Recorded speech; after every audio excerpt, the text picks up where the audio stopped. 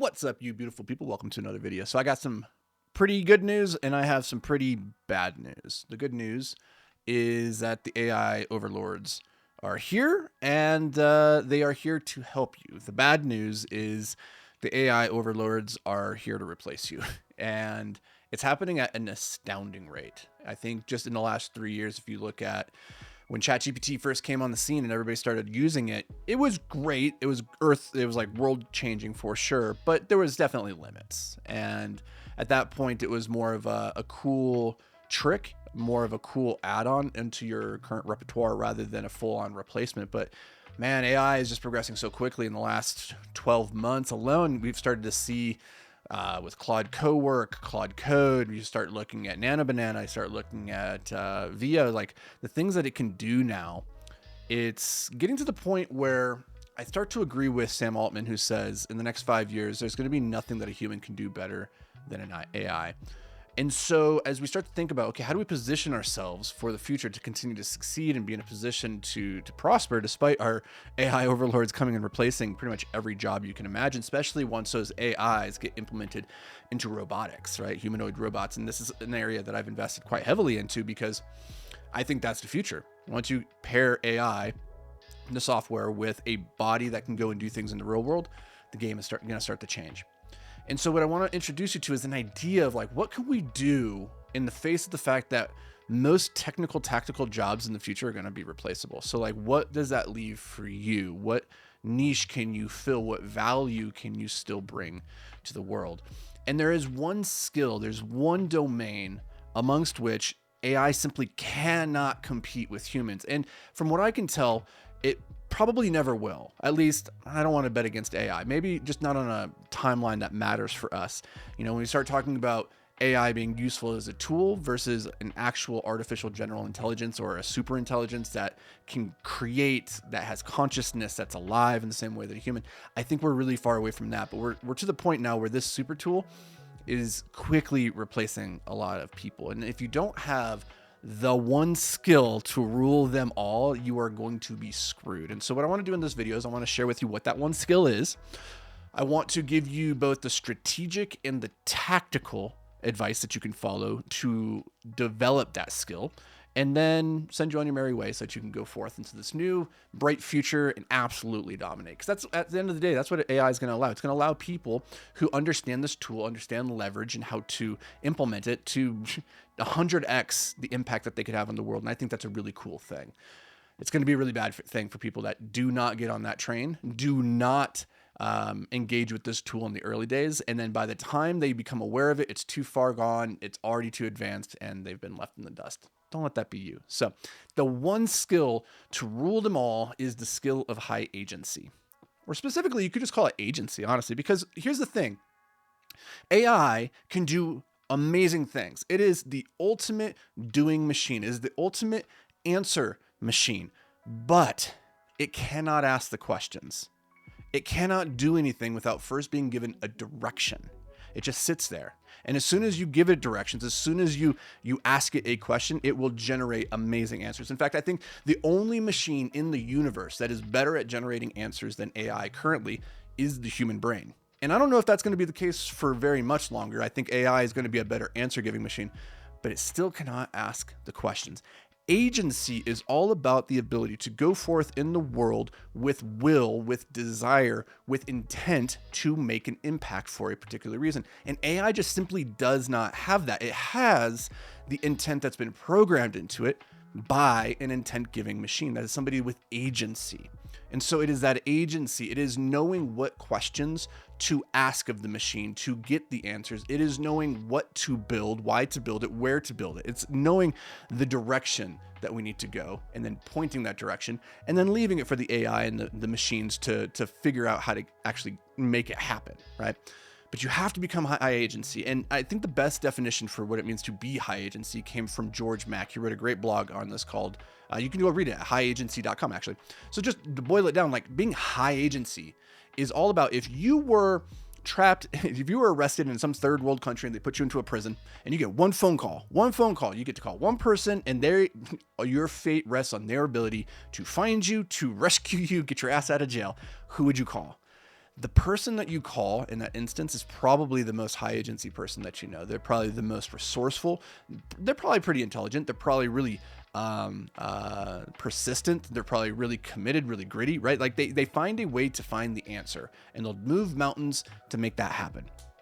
In another video on this channel a while back, I actually talked about what the tactical skills and how you can develop those both in yourself and in other people. I'll link to that video around here, but just real quickly, like the tactics of becoming a high agency person is all about learning how to compress timelines. So you move really quickly rather than just dragging your feet, right? Like once you get an idea, you start implementing and executing, because high agency people know that the more time that elapses between when you have an idea and when you take action, the more likely you are to fail. So that's number one, tactical skills. They compress timelines. Number two is they knock on all the doors to see who will answer. They will just go after every single opportunity. And if nobody answers the door, they stop knocking and they just start kicking it down. They just find a way to get through obstacles. They don't take no as an answer. Number three is that they iterate faster than anybody else, right? So they compress timelines, they move towards the goal, they take feedback, and then they say, what could I have done better? They iterate on it quickly. Next is they actually shoot their shot, and they don't ever count themselves out before actually putting themselves in the game. And I think a lot of us struggle with that in particular, where we think that's not for people like me. High agency people don't think like that. They think everything is for them. They go after it. They shoot the shot. They call for the ball in the final seconds of the game, and they're like, I'm going to shoot that shit.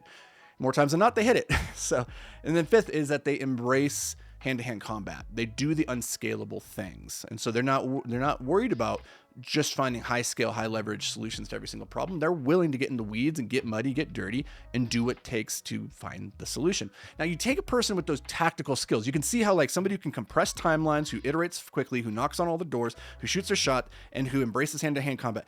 Can you see how AI would take that person and just like 1000x them? They'd make them formidable. You wouldn't want to compete with that person, right? But there's three strategic skills, higher level skills within the domain of being high agency that, you know, all those five things that I just listed tactically, the AI is going to be able to do for a high agency person. But these three strategic things, no AI can take this from them. And so these are the three strategic skills of a high agency person. Number one is they have vision. They actually have a vision for what the future could look like. They have a dream, right? And this is something that AI simply cannot do. Like, you can give them the inputs, you can point them in a direction of a dream, but they cannot self-generate that dream itself.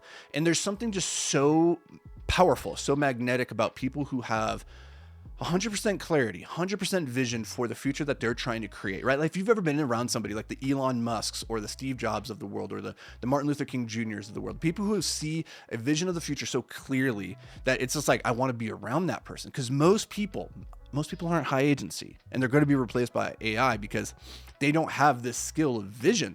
And so they glom onto other people's visions. And so imagine what's going to happen if you don't have a vision for your future in life and the things that you want to build. Like, you're just going to be sitting there like a tool of the AI. And so that's strategic skill number one that you have to figure out, is how do I become a visionary? And I don't mean that in like the derogatory way that you see people put in their Instagram bios, right? Like, I mean that genuinely, like having the ability to dream. And that's it seems silly to say that, but most people don't know how to dream. So that's skill number one. Skill number two is desire. So it doesn't matter what you ask of the AI. It doesn't desire anything more than just giving you a solution to the problem that you asked for. Beyond that, has no strong desire to see the world in a particular way. You give it an input, it will give you an output. Beyond that, it doesn't stay up at night dreaming about what the vision could be for the future of the world, right? It doesn't desire anything, whereas you do. And a high agency person has more desire to see their dream become a reality than anybody else. And that's critical because it means that they will persist in the face of obstacles longer than anybody else, which means they have the higher probability of eventually kicking a dent into reality itself. But an AI is never going to have a vision for the future, and they're never going to have a desire to make that vision real. Any vision, any desire that it does have, again, is programmed into it by the person who wrote the program and the desire, the intention before. That was the human underlying it, and that could be you if you actually develop these skills, if you actually pour yourself into AI and actually learning how to use this tool. The third strategic skill, and this is probably the most human, most esoteric, and the hardest one to actually describe. It's taste. You know, another way we could say this is judgment, but taste is in a world where an AI can produce an infinite number of outputs. You say, produce me 1,000,000 images of a dolphin jumping over a rainbow. It can do that. Taste is the ability to identify which ones are actually good, which ones will actually elicit emotions. And so like the taste makers are going to be the most powerful people moving forward. They're the ones who are able to generate the outputs with the AI and then recognize what is actually the best amongst it. And that's always been the case, actually. Like it's one of those subtle power skills that's kind of always hidden behind the scenes. But like Rick Rubin I think that's his name. Rick Rubin. He wrote the Creative Way. Musician that has helped with a number of the biggest musicians over the last 30 years produce their music. And in interviews, he'll tell you that he doesn't play any instruments. He's not a producer. He doesn't know how to work a soundboard. That's not his skill. His skill is being able to recognize what he likes. And therefore, and because he can recognize what he likes for whatever reason, a lot of people resonate with what he likes. And therefore, if he likes it, there's a good chance other people are going to like it. He is just a tastemaker. He has taste. He has judgment for some esoteric reason. And the ability in the future, not just to produce outputs with AI, but to recognize which of those outputs are actually any good, or to take those outputs and then recognize which aspects of them need to be tweaked, which ones need to be shifted ever so slightly that would make it tremendous, right? That's where the leverage is going to be in the future. And so those are the three strategic high-level skills of a high agency person. That is vision, it is desire, it is taste. And if you have that and you can couple that with the tactical skills that I mentioned before, and you combine that all with AI, then AI cannot replace you. It's just going to magnify you. It's going to make you a world changer. So that's all I got for you guys. Let me know down in the chat which of these between vision, desire, taste is the one that you struggle with the most right now. Which one is your strength? I'd love to hear from you guys, and I'll see you in the next video.